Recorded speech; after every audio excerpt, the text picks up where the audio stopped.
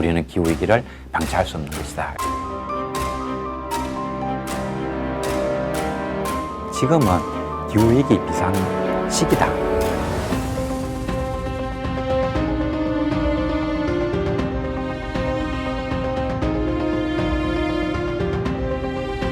(40% 정도의 식물만 살아남고 나머지 58%는 멸종한다.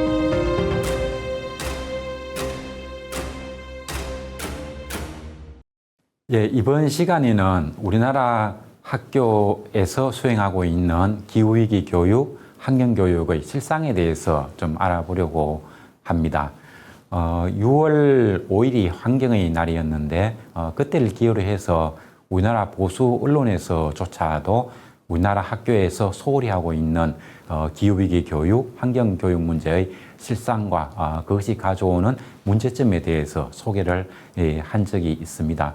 그래서 우리나라 학교의 환경교육, 기후위기 교육의 실상이 어떻게 되고 있는가 하는 이야기, 그리고 우리나라 학교에서 환경교육을 소홀히 함으로써 그것이 어떤 폐해를 가져오는가, 그런 문제를 한번 생각해 보았습니다.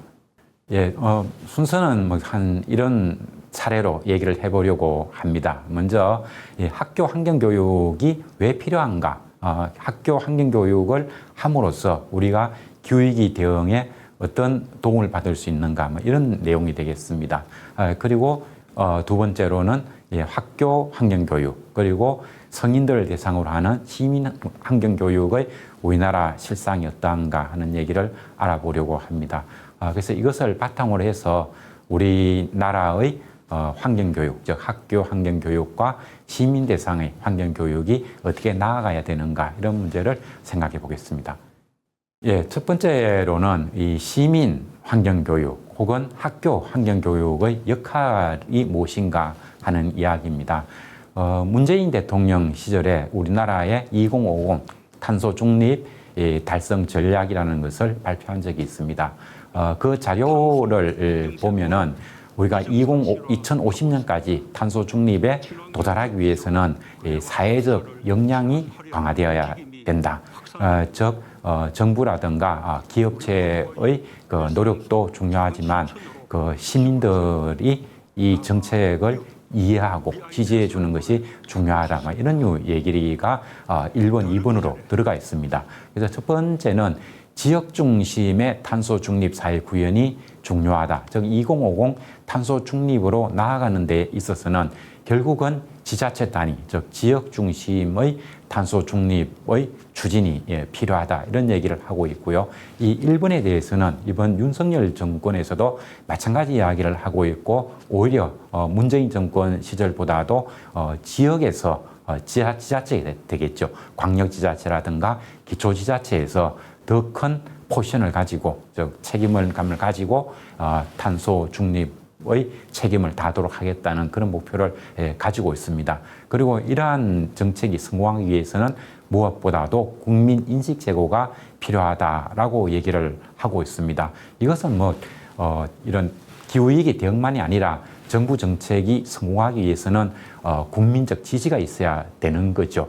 그리고 국민적 지지가 있기 위해서는 국민들이 그 정책에 대한 이해도가 높아져야 됩니다. 그래서 국민들의 인식을 높이기 위해서는 교육이 필요한 것이죠. 이것이 바로 기후변화 교육을 강화해야 되는 이유라고 말씀드릴 수가 있겠습니다. 예, 그래서 문재인 정권 말기라고 볼 수 있는 2021년 9월에 학교 환경교육 강화 대책이라는 것이 논의가 되고 선언이 된 적이 있었습니다. 그 내용을 간단히 살펴보면 이 선언에 참여한 한 게 환경부, 그리고 교육부, 그리고 학교 환경교육의 실무를 담당하고 있다고 볼 수 있는 전국 시도 교육감 협의회에서 참여를 했습니다. 그리고 여기에서는 왜 이런 그 환경교육 추진 선언이 나와야 되는가 하는 이야기인데, 탄소 중립 실현에 동참하고 기후환경 교육을 추진한다, 이렇게 이제 목적으로 제시를 했습니다. 즉 학교 환경 교육을 강화시켜서 정부의 2050 탄소 중립으로 나아가는 데 있어서 학생들의 이해도를 갖다가 높이겠다는 그런 이야기가 되겠죠. 그리고 여기에서 3개 단체 중에서 가장 주도적인 역할을 하겠다고 나온 게 환경부였습니다. 그래서 환경부에서 한 이야기가 상당히 중요한 이야기를 하고 있습니다. 이게 보면 학교에서 기후환경 교육을 선택이 아니라 필수 교과목으로 교육할 수 있도록 제도를 개선하겠다 하는 이야기가 나옵니다. 그리고 환경부에서 기후환경 교육 교재를 개발하고 보급하는 일에도 주도적 역할을 하겠다라고 이야기를 하고 있습니다. 환경부에서 기후환경 교육 교재 개발과 보급 지원 사업 하는 것은 이번이 처음은 아니고 예전에 이명박 대통령 시절에서도 녹색 성장 교육 교재라든가 이런 것을 만들고 보급하고 했던 그런 경력이 있습니다. 그리고 교육부에서도 2022 교육과정, 이게 2022년에 만들어지고 이게 2024년부터 이제 적용이 되는 그런 교육과정입니다. 그래서 2022 교육과정의 총론이라고 하는 것은 교육과정이 나아갈 전체적인 방향을 제시하는 것이죠.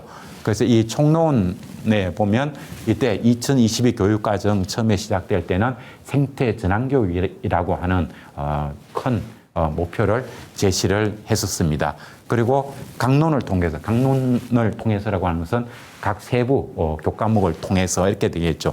여기에서 환경교육을 강화시켜 간다고 나와 있고요. 그래서 이러한 교육과정의 개편을 통해서 기후변화 대응 교육을 추진하고 기후변화의 불확실성에 대비하고 강화한다라고 나와 있습니다. 즉 교육부에서도 기후위기 교육, 환경교육 이것이 학교 교육에서 튼튼하게 자리를 잡을 수 있도록 역할을 하겠다라고 선언을 하고 있는 거죠. 그리고 교육감 협의회에서는 환경부와 교육부에서 얘기하는 이것이 현장에 잘 적용될 수 있도록 적극 협력한다 하는 이야기를 하고 있습니다. 그래서 교육기본법에 기후변화 환경교육 조항을 신설하는 개정안을 확정했다 이렇게 나오죠. 교육기본법에. 그래서 이 회의가 추진 선언이 9월 13일에 있었고 이 선언이 나오기 전에 이미 교육기본법에 기후변화 환경교육 조항을 신설하는 개정안 저것이 만들어지기도 하였습니다. 그래서 이런 과정을 통해 가지고 탄소 중립을 위한 미래 세대 기후 환경 교육 의무화 필요성에 대해서 합의를 하고 그것이 우리 사회에 깊숙이 침투하도록 하겠다는 얘기를 하고 있습니다. 그런데 이 선언에 대해서 상당히 좀 유감스러운 점이 있습니다. 무엇인가 하면은 우리나라 학교 환경교육이 이렇게 황폐화된 것은 이명박 정권 이후입니다.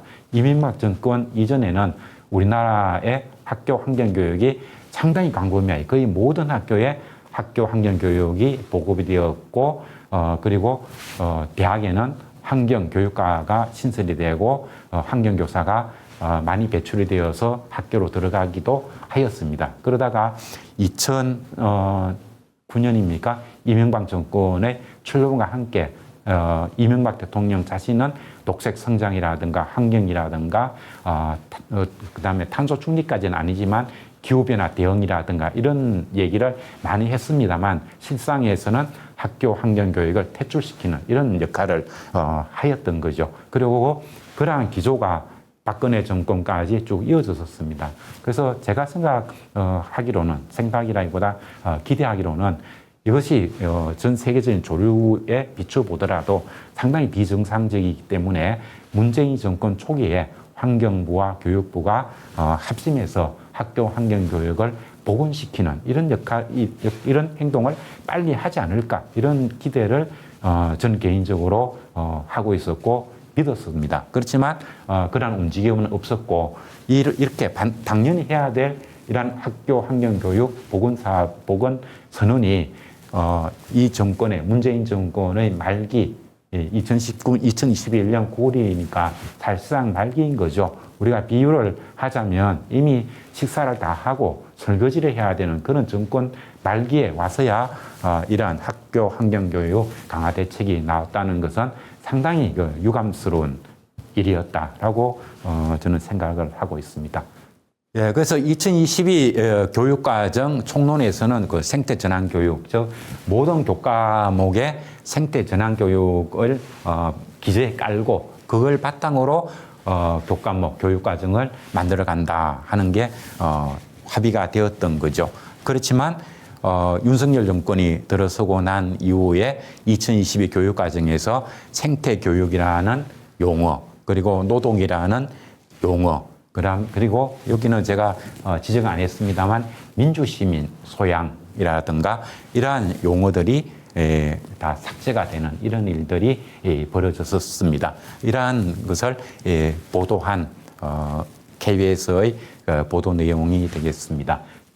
예, 그래서 이어서 얘기를 하자면 한겨레 신문의 보도인데 여기도 보면 학교 교육에서 멀어지는 환경 교육이라고 하는 제목으로 보도된 내용입니다. 그래서 교육과정에서 갑자기 사라진 생태 전환 교육, 즉 2022 교육과정의 큰 총론 자체가 생태 전환 교육이라는 이야기였는데 이 용어 자체가 윤석열 정권이 들어서면서 사라진 거죠.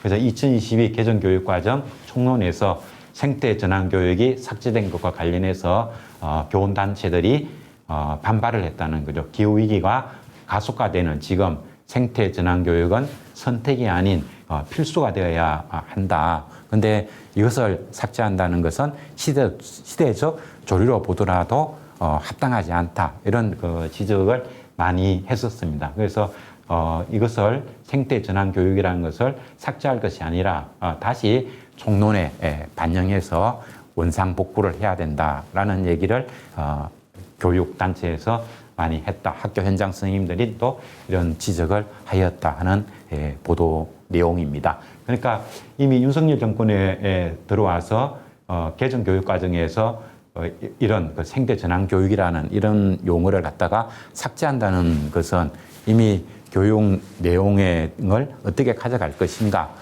하는 한 일단을 우리가 볼 수 있는 그런 상황이라고 말씀드릴 수 있겠습니다. 예, 그러면 이제 학교 환경 교육 혹은 기후 위기 교육 여기에 대해서 우리 국민들은 어떻게 생각하고 있는가 하는 것이 중요하겠죠. 우리 국민들 혹은 학생들이 우리는 기후 위기 교육이 필요 없다고 생각한다. 그렇게 한다면 뭐 그거는 그 소비자들의 그 니즈를 갖다 반영해야 되니까 뭐 어쩔 수 없다고 하겠습니다만 학부모라든가 학생들은 어떻게 생각하고 있는가 하는 조사 내용입니다. 한국교육개발원에서 학교 환경교육 현황 조사 체계 구축 방안 연구라는 보고서 내용이고요. 조사 기간이 2022년 9월 8일에서 10월 14일 이렇게 되어 있습니다. 그러니까 이게 그 윤석열 정권 들어와서죠. 그리고 서베이를 한 대상이 보면 학부모가 한 3,000명이 넘고 초등학생, 중학생, 고등학생 이렇게 합치면 10,000명이 훨씬 넘었습니다. 그래서 이런 조사는 상당히 견실하게 잘된 연구다 이렇게 우리가 추정해 볼 수가 있겠죠. 그리고 이 보도를 한 것은 중앙일보입니다. 여기 보면은 학부모들은 학교 환경교육, 기후위기 교육이 강화되는 데 대해서 83%가 긍정적인 답을 했다는 겁니다. 그리고 부정적으로 답을 한 학부모들은 0.9%밖에 되지 않았습니다. 그러니까 이 정도의 어떤 지지가 나오는 것은 어떤 사안에 대해서도 얻기 힘든 매우 높은 응답률이라 볼 수가 있는 거죠. 그리고 초등학생들 경우에도 학교 환경교육을 배우고 싶다 하는 게 80%가 넘게 나왔습니다. 중학생이 제일 낮은데 한 72% 정도가 나옵니다. 역시 우리나라에서 가장 무서운 학생들 그 세대가 중학생, 중2병 이런 것도 있는데 중학생들이 가장 좀 부정적인 반응을 보였습니다. 그럼에도 불구하고 학교 환경 교육이 확대되어야 된다라고 하는 답이 70%가 넘었던 거죠. 그리고 이 중학생들의 경우에도 부정적인 대답은 3.7%밖에 되지 않았습니다. 그리고 고등학생도 80% 정도가 긍정적으로 답을 했던 거죠. 그러니까 이렇게 전 국민들이 필요로 하는 학교 환경 교육을 정상화시키지 않으려고 하고 있는데 이것은 누구를 위한 학교 정책인가 혹은 학교 교육까지인가 하는 것을 물을 수밖에 없다고 생각합니다. 예, 그리고 이제 이게 이제 우리나라 학교 환경 교육이 어떻게 되고 있는가 하는 자료입니다. 이걸 보면 지금 2022년에 우리나라 학교에서 전국 환경 과목 선택 중고등학교, 중학교, 고등학교 전체 학교 수가 5,600개가 좀 넘습니다. 이 중에서 몇 개 학교나 환경 교육을 하고 있는가 하는 데이터입니다. 이게 보면 그 문재인 정부 들어섰던 그 초기에 한 300개 정도가 있었습니다. 그 이후에 그래도 많이 늘어서 875개니까 문재인 정권 한 5년 동안에 한 3배 정도 늘었다. 그러니까 많이 늘었다. 이렇게 볼 수도 있겠습니다만 실상은 보면 전국의 중학교, 고등학교 합치면 5,600개 정도가 되는데 그 중에서 환경교육을 실시하는 학교는 875개교라는 거죠. 그러니까 비율로 보면은 약 한 15%가 채 안 되는 이런 학교에서만 환경교육을 하고 있고 나머지 학교에서는 환경교과가 교과목으로 선택되고 있지 않다는 이런 이야기입니다. 그러니까 이 학교 환경교육은 안 하는 학교가 85%니까 거의 우리나라 학교에서는 환경교육이 실시되고 있지 않다. 이렇게 얘기해도 그렇게 과한 얘기는 아니지 않는가 이런 생각을 합니다. 그리고 더욱이나 놀라운 것은 학교의 환경교사 수가 49명인데 이 중에서 기간제가 23명이고 정규직 교사 수는 전국에 26개밖에 26명밖에 안 된다는 거죠. 875개 교에서 환경교육을 선택하고 있습니다만 정규직 교사는 26명밖에 안 된다는 겁니다. 그리고 이 875개 교 중에서도 환경교과를 선택한 학교는 75% 정도가 고등학교입니다. 중학교는 25%밖에 안 되니까 중학교에서 환경교육을 선택한 학교는 대단히 적고 대부분은 고등학교에서 선택을 하고 있다는 겁니다. 근데 고등학교에서 그럼 환경교과는 어떻게 편성되어서 운영되는가 하면은 주로 3학년에 편성해 놓았다는 거죠. 그 3학년에 환경교과가 편성되어 있고 환경교사는 없습니다. 그러면 이 고등학교에 편성된 환경교육은 어떻게 활용되고 있을까 하면은 주로 자습시간이라는 거죠. 고등학교 학생들에게 수능을 대비해서 국영수라든가 사탕, 가탕 같은 그 수능 교과목을 자습할 수 있는 그런 시간으로 활용하고 있다는 겁니다. 따라서 이러한 내용까지 다 고려를 하면은 정말 우리나라의 환경교육은 멸종되었다. 이렇게 얘기를 해도 과언이 아닐 것입니다. 예, 그 다음 제목으로는 환경교과에 대한 왜곡된 인식이 문제다. 이런 제목을 한번 달아보았습니다. 우리나라 한국 환경교사 모임 대표로 이 숙문중학교의 신경준 교사라는 분이 이런 얘기를 했습니다.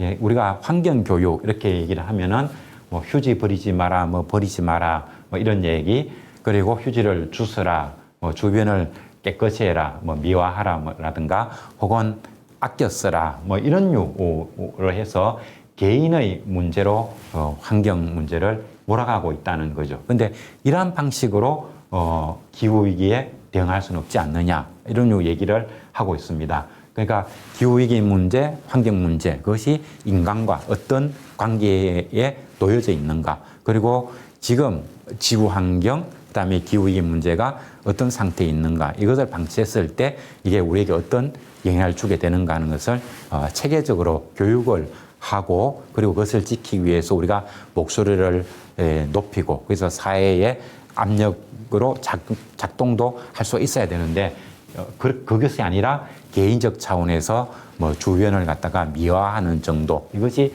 환경이라고 생각하는 것은 왜곡이라는 그런 지적이 되겠습니다. 그래서 이게 환경교육을 제대로 하기 위해서는 전문적이고 체계적인 교육자가 필요하다는 겁니다. 그래서 우리가 생각을 바꾸어서 만약 국영수 교과목이 있는데 국어를 뭐 과학 선생님이 가르치고 뭐 영어를 뭐 일본어 선생이 가르치고 뭐 수학을 사회과 교사가 가르치고 이렇게 한다고 친다면 학부모들이 아마 가만히 있지 않겠죠. 그런데 왜 환경 과목은 아무나 가르쳐도 된다고 생각을 하는가? 이런 그 지적을 중앙일보에서 신경준 선생님의 인터뷰를 따서 얘기를 하고 있었습니다. 우리나라의 대표적인 보수신문이죠, 중앙일보면. 그럼에도 불구하고 중앙일보도 뭐 이런 류 얘기를 지적을 했습니다. 지난 그 환경의 날을 이런 보도를 한 적이 있었습니다. 그리고 학교 환경교육은 우리가 마음대로 이렇게 할 수 있는 것이 아니라 전체적인 골간, 뼈대 이것은 국제적으로 약속이 되어 있습니다. 그 내용을 잠시 소개하는 것으로 이번 시간을 마치려고 합니다. 먼저 이게 환경교육이 무엇인가 이렇게 생각해 보면 이 뻔한 거죠. 제가 이게 노란 색깔로 표시했듯이 환경 문제 발생 원인과 관련된 인간의 의식과 태도 변화를 만들어내는 것이다. 우리가 환경을 갖다가 훼손시키면 그것이 우리에게 어떻게 다가오는가 하는 이야기. 그리고 우리가 환경을 지키기 위해서는 우리가 어떤 태도를 가져야 되는가. 이것을 공부하는 것이 환경교육이다. 이렇게 정리할 수가 있겠습니다. 그리고 학교 환경교육의 태동, 국제사회에서 학교 환경교육의 중요성이 대두된 것은 상당히 오래됩니다. 이게 유엔 인간회의 하는 것이 환경 문제를 가지고 개최됐던 최초의 유엔 차원의 회의가 유엔 인간회의인데 이게 이제 1972년 스톡홀름에서 개최가 되었고요. 여기서 지구 환경 문제에 제대로 대응하기 위해서는 환경 교육이 필요하다 하는 데 대해서 동의를 했습니다. 이 합의를 받아서 유네스코에서 1975년에 국제 환경 교육 프로그램이라는 것을 발족을 시켰습니다. 그래서 오늘날 전 세계에서 학교 환경 교육이 상당히 튼튼하게 발을 붙이고 있고요. 그리고 많은 나라에서 유럽을 포함한 많은 나라에서 환경 교육, 요즘은 기후 위기 교육, 환경 교육 이게 하나죠. 두 개가 아니고 그래서 이 교육이 필수 교과목으로서 튼튼히 위치를 하고 있습니다. 근데 그러한 교육 내용이 유네스코가 만든 국제 환경 교육 프로그램을 골간으로 해서 그 해당 국가가 처해 있는 사정을 녹여 넣는 식으로 환경 교육의 교과 과정이 만들어지는 것입니다. 그러니까 우리나라에서도 학교 환경 교육을 하기 위해서는 이걸 환경 교육을 전공하지 않은 이것과 관계없는 선생님들이 그 교과목을 맡아서 그냥 지금 대두되고 있는 어떤 문제를 조금 학생들에게 알려준다든가 혹은 그 정도만 해도 훌륭하죠. 그것이 아니라 그냥 자습 시간으로 주고 그다음에 자습 시간을 감독하는 정도로 이렇게 할 수 있는 내용이어서는 안 된다는 말씀을 제가 드리고 있는 겁니다. 그리고 환경교육의 목표에서 한 8가지가 나오는데요. 이것도 이제 유네스코에서 정리를 한 내용입니다. 첫째 보면은 인간과 환경의 관계를 바르게 이해하도록 돕는다. 우리나라에서 보면은 지금은 좀 많이 들어갔습니다만 과거에 보면 지구가 아파요 뭐 이런 얘기 하잖아요. 그거는 이제 지구 환경이 훼손돼 가는 것을 우리가 막는 행동이라든가 우리가 뭘 버리지 않고 깨끗하게 하고 하는 것들이 마치 우리가 지구 환경을 배려하는 것처럼 인간이 자연을 배려하는 것처럼 이렇게 생각하는 그 사고방식이 녹아져 있는 것이 지구가 아파요 하는 얘기가 되겠죠. 근데 실제로는 지구가 아프다기보다는 지구가 병들어가면 그것이 인간을 아프게 만드는 거죠. 우리가 아파질 것이기 때문에 건강한 환경을 만들어야 되는 거죠. 그래서 그러한 그 관계를 제대로 이해할 수 있도록 도와야 된다는 거고요.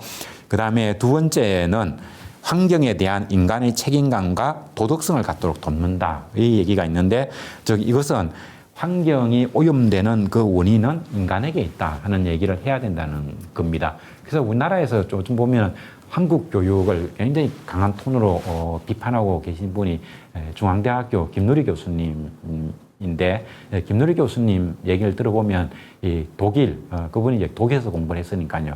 독일을 중심으로 한 유럽 학생들의 어떤 자연에 대한 태도 얘기를 합니다. 그게 보면은 유럽의 학생들은 자연 환경에 대한 죄책감을 가지고 있다라는 얘기를 합니다. 그래서 먼 거리를 이동할 때도 비행기를 타고 이렇게 가면 짧은 시간 동안에 아주 편하게 갈 수도 있지만 그것을 거부하고 자신이 할 수 있는 범위 내에서 가장 불편하더라도 자연에 가장 피해를 적게 주는 그런 방법을 찾는다라는 얘기를 합니다. 그래서 무엇보다도 우리가 살아가면서 인간이 만약에 지구에서 사라진다고 한다면 지구 환경은 매우 빠른 시간 안에 복원이 되고 매우 건강한 자연 환경으로 돌아갈 것이라는 것은 우리가 충분히 상상할 수 있습니다. 물론 그렇다고 해서 우리가 지구상에서 인간이 사라져야 된다 그런 의미는 아닙니다. 그렇지만 인간이 많은 수가 인간의 수가 많이 늘어나고 그런 인간들이 보다 더 풍요로운 삶, 편안한 삶을 추구하기 위해서 자연을 훼손시키고 있고 그래서 우리 인간들 때문에 자연 생태계가 아파하고 있고 병들어가고 있다는 이 문제를 제대로 인식하고 그 책임이 우리에게 있다는 그런 죄책감 이라고 할까요? 미안한 마음 이걸 갖도록 돕는다 하는 것이 환경교육 목표의 두 번째로 제시가 되고 있습니다. 즉 자연 환경에 대한 인간 감수성을 높인다 이렇게 정리할 수가 있겠죠.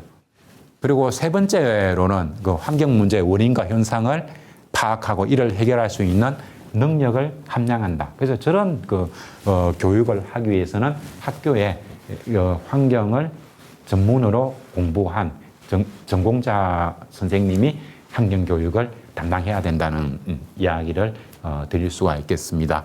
그리고 네 번째 보면은 건강한 환경은 인간이 정신적, 육체적으로 건강하게 살아가는 데 필수 요소라는 점을 깨달아 환경보호에 적극적인 자세를 갖도록 돕는다. 즉, 네 번째 이야기는 우리가 자연을 건강하게 만들면 만들수록 그 혜택은 우리에게 돌아온다. 우리가 쾌적하고 건강하게 살아가기 위해서라도 자연 환경을 건강하게 보호해야 된다. 우리가 자연을 망가뜨려서는 안 된다. 자연에게 부담을 최소화하려는 자세를 가지고 살아가야 된다 하는 게 그 네 번째입니다. 이런 1번부터 4번까지 그 내용을 학교 환경교육을 통해서 학생들에게 심어줄 수 있어야 됩니다. 그리고 환경교육 방법론에 대한 이야기도 하고 있습니다. 자연환경에 대한 감수성 정진 그리고 소비자 교육 관점에서 접근하는 것이 바람직하다 이런 이야기를 하고 있습니다. 그 자연환경 우리가 자연이 망가뜨려지고 산지가 훼손되고 그래서 그 산지에 살고 있던 야생동물들이 삶의 터전을 잃고 이런 모습을 보면 우리가 상당히 가슴 아파하고 그리고 그런 일들이 일어나지 않도록 해야 되겠죠. 그런 마음을 갖는 것이 바로 감수성 정진이 되겠습니다. 그래서 하나의 사례를 볼 것 같으면 독일에서는 약 한 70만 평 정도 되는 땅에다가 주거 시설을 만들려고 한 적이 있었는데 그곳에서 보호동물인 붉은 귀를 가진 토끼가 발견이 되었다고 합니다. 그 토끼 문제 때문에 75만 평의 땅 개발 계획이 취소가 되는 그런 사례가 교과서 내용으로도 소개가 되고 있습니다. 그런 것들이 바로 이 자연환경에 대한 감수성 정진이 잘 되어 있는 그런 사회에서 나올 수 있는 정책이라고 생각을 합니다. 그리고 소비자 교육 관점 접근의 중요성 하는 것은 우리가 일상생활을 통해서 우리가 자연환경을 보존할 수 있는 가장 손쉬운 방법은 우리가 소비하는 소비 제품에서 그래도 상대적으로 친환경적인 것을 선택해서 소비해주는 이런 활동이 되겠습니다. 기업가들은 자신들이 제품을 팔 때 소비자들이 어떤 가치를 가장 소중하게 생각하는가 여기에 대단히 주목을 합니다. 그래서 값이 싸고 질기고 오래 사용하는 것을 선호한다. 그러면 그런 제품을 만들어내게 되는 것이고 좀 오래 입지 못하더라도 멋있는 것, 패션을 우선한다. 그러면 패션을 강조해서 제품을 만들어냅니다. 마찬가지로 우리가 환경을 고려해서 환경 요소를 가장 많이 고려해서 제품을 사주는 그런 행동으로 옮겨가게 된다면 생산을 담당하는 사람들은 그런 요소를 가장 중요시해서 제품을 만들어내게 되는 거죠. 이것이 바로 소비자들이 소비 활동을 통해서 환경을 지키는 이 방법입니다. 그래서 그런 내용을 제가 세 가지로 이렇게 요약을 해보았습니다. 그래서 소비자 교육 관점 접근의 중요성을 요약하자면 이렇게 되겠습니다. 우리들의 소비자들의 소비 행태가 생산 체제를 바꾸게 되는 것이고, 우리가 소비를 할 때 친환경 제품을 우선적으로 구매하는 것, 이것이 소비자 행태죠. 그렇게 바꿔주면 기업가들이 생산 체제를 바꾼다. 친환경적으로 제품을 만들려고 한다. 그리고 그렇게 생산 체제가 바뀌는 것이 바로 사회가 변하는 것이죠. 그래서 우리가 녹색 소비자 운동 하는 것이 있는데, 이 녹색 소비자 운동에서 내걸고 있는 슬로건이 바로 우리가 소비를 제대로 하면 생산 체제가 바뀌고, 생산 체제가 바뀌어야 우리가 원하는 대로 세상이 변해갑니다라는 얘기를 하는 겁니다. 이런 것들이 바로 우리가 학교 환경교육을 통해서 공부할 수 있는 환경 보존의 방법, 그리고 그 시민 환경교육을 통해서 환경 보존에 기여할 수 있는 방법이 아닐까 하는 생각을 합니다. 오늘 제가 소개한 이런 내용들도 살펴보자면, 우리가 환경 문제에 대해서 제대로 공부를 하고 그것을 일상생활에서 실천하는 것이 우리가 지구 환경을 지키고 기후 위기로부터 지구를 구하는 행동을 얼마나 더 효과적이고 그리고 더 강력하게 잘할 수 있는 길인가 하는 것을 생각해 볼 수 있지 않았을까 하는 생각이 듭니다.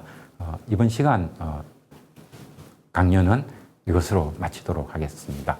고맙습니다.